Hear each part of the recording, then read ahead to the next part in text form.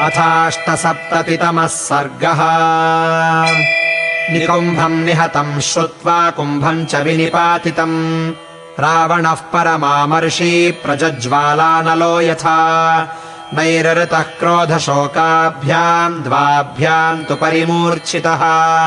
खरपुत्रम् विशालाक्षम् मकराक्षमचोदयत् गच्छ पुत्रमया ज्ञप्तो बलेनाभिसमन्वितः राघवम् लक्ष्मणम् चैव जहितौ सवनौकसौ रावणस्य वचः श्रुत्वा शूरमाणीखरात्मजः बाढमित्यब्रवीद्धृष्टो मकराक्षो निशाचरम् सोऽभिवाद्य दशग्रीवम् कृत्वा चापि प्रदक्षिणम् निर्जगामगृहाच्छुभ्राद्रावणस्याज्ञया बली समीपस्थम् बलाध्यक्षम् खरपुत्रोऽब्रवीद्वचः रथमानीयताम् तूर्णम् सैन्यम् त्वानीयताम् त्वरात् तस्य तद्वचनम् श्रुत्वा बलाध्यक्षो निशाचरः स्यन्दनम् च बलम् चैव समीपम् प्रत्यपादयत् प्रदक्षिणम् रथम् कृत्वा समारुह्य निशाचरः सूतम् सञ्चोदयामास शीघ्रम् वैरथमावह अथ तान् राक्षसान् सर्वान् मकराक्षोऽब्रवीदिदम् यूयम् सर्वे प्रयुध्यध्वम् पुरस्तान् मम राक्षसाः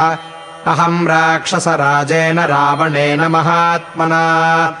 आज्ञप्तः समरे हन्तुम् ताबुभौ रामलक्ष्मणौ अद्य रामम् वधिष्यामि लक्ष्मणम् च निशाचराः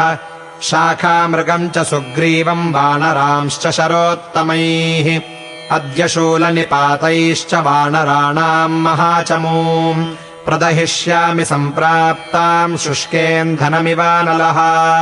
मकराक्षस्य तच्छ्रुत्वा वचनम् ते निशाचराः सर्वे नानायुधोपेता बलवन्तः समाहिताः ते कामरूपिणः क्रूरा दंष्ट्रिणः पिङ्गलेक्षणाः मातङ्गा इव नर्दन्तो ध्वस्तकेशा भयावहाः परिवार्य महाकाया महाकायम् खरात्मजम् अभिजग्मुस्ततो हृष्टाश्चालयन्तो वसुन्धरा शङ्खभेरी सहस्राणामाहतानाम् समम् ततः क्ष्वेलिता स्फोटितानाम् च तत्र शब्दो महानभूत् प्रभ्रष्टोऽथकरात्तस्य प्रतोदः सारथेस्तदा पपात सहसा दैवाध्वजस्तस्य तु रक्षसः तस्य ते रथसंयुक्ता हया विक्रमवर्जिताः चरणैराकुलैर्गत्वा दीनाः सास्रमुखाययुः प्रवाति पवनस्तस्मिन् सपाम् सुःखरदारुणः निर्याणे तस्य रौद्रस्य मकराक्षस्य दुर्मतेः तानि दृष्ट्वा निमित्तानि राक्षसा वीर्यवत्तमाः अचिन्त्य निर्गताः सर्वे यत्र तौ रामलक्ष्मणौ घनगजमहिषाङ्गतुल्यवर्णाः समरमुखेष्वसकृद्गदासि भिन्नाः अहमहमिति युद्धकौशलास्ते रजनिजराः परिबभ्रमुर्मुहुस्ते। इत्यार्षे श्रीमद् रामायणे वाल्मीकीये आदिकाव्ये युद्धकाण्डे 8सप्ततितमः सर्गः।